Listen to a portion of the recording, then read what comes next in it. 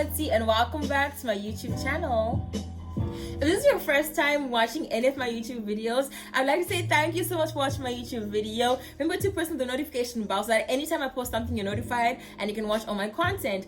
Please also remember to like, subscribe, and comment and join the family.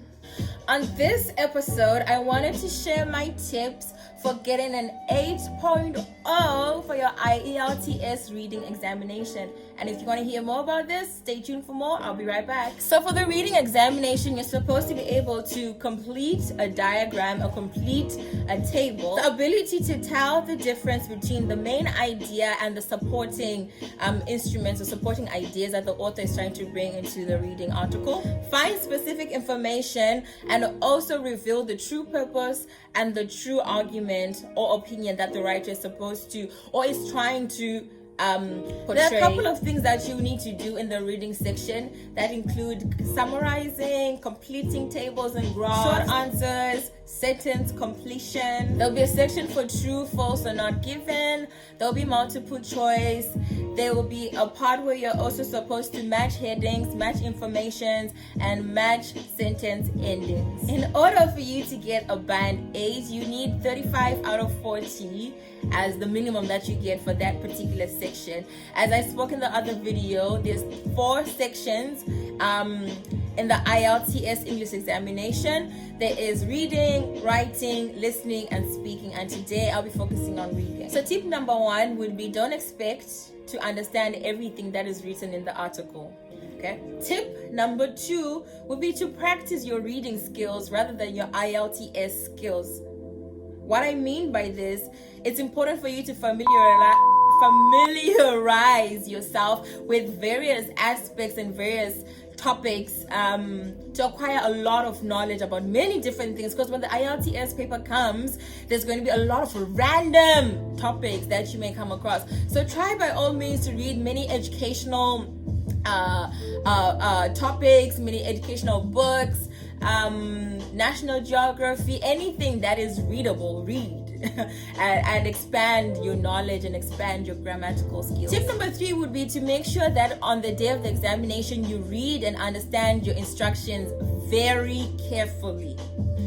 Tip number 4 would be do not panic. Try by all means to be calm. I know it's time limited, but with a lot of practice beforehand, you should be fine. Tip number 5 would be ensure that you know that this is a vocabulary test. So by all means, try by as much as possible to enhance and better your vocabulary skills. Tip number 6, ensure that you manage your time very carefully. Time is very crucial in order for you to actually finish this examination. Tip number 7, let's say in the exam that they bring something that you know about, a topic that you're familiar with, throw that into the bin, because they're going to bring a different aspect that you may know about, but take away all that knowledge that you know about the topic and focus on what the reading says and how to get the opinion or the purpose, specific purpose that the writer has for that particular article that you'll be reading. Tip number 8 would be to ensure you practice both under exam conditions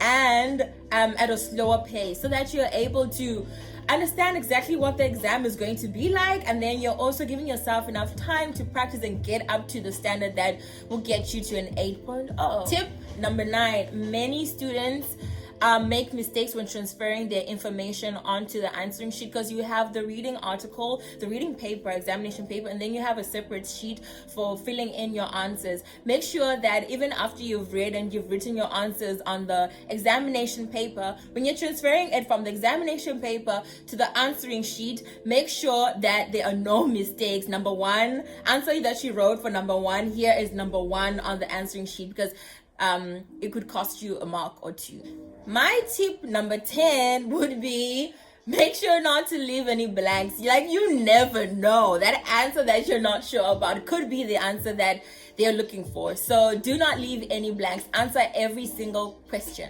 because there's 40 questions, answer them all. I'd like to think that tip number 11 is the most important tip of all tips. Why? Because you should learn to skim and scan the readings and not read to actually understand what they're talking about. The thing is, the articles are pretty long, and if you're going to be reading word for word to understand every single thing that is written in that article, you may not have enough time to actually finish the entire examination. So my English teacher, bless her soul, she taught us how to skim and scan, and that is what you're supposed to do for your IELTS reading examination. Look for keywords, keynotes, like look for specific words that are in the question. Go into the passage and look for specific keywords that relate to the keyword in the question. Skim and scan, underline, and look for those specific words. And then once you get your answer from the reading, you transfer it to the answering, to the question. And then at the end, or when you're done, you transfer all your answers that you've written on the examination paper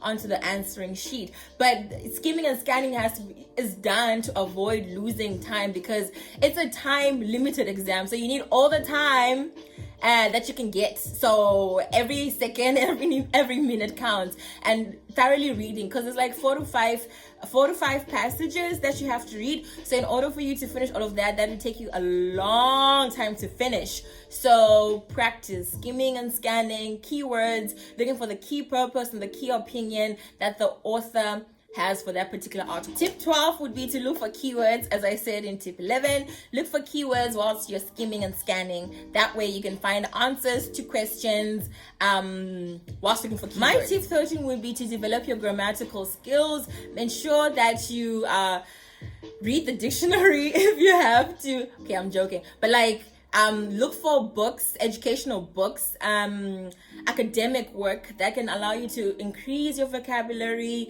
and to just basically be comfortable with the English language, because sometimes they ask questions in a way to trick you, but if you know certain things, that shouldn't be a problem. Number 14, on the IELTS web page, they have a link that allows you to practice with practice tests and practice papers. Abuse those as much as you can, and I really mean abuse them, because it will give you like a feel or a taste of what the exam will really be like. So ensure that you actually go through past papers and the tips that they may have on the page, and anything that can be possibly helpful for you. I think use it to your advantage, so that you're comfortable. It's not like you're getting to the exam and you don't even know what you're expecting. It may not be the exact paper that you saw in the practice test, but you kind of get a feel of it, kind of what they're looking for, and also look at answers that they have provided. That could also help you as you practice. Then you have answers on the side, and you'll be able to match your answers to the answers that they have, so you know where you're going wrong and how you can fix that. Okay? And those are my 14 tips to getting an 8.0 on your reading IELTS examination. I hope this was helpful for you, because it really helped me out when I needed this information.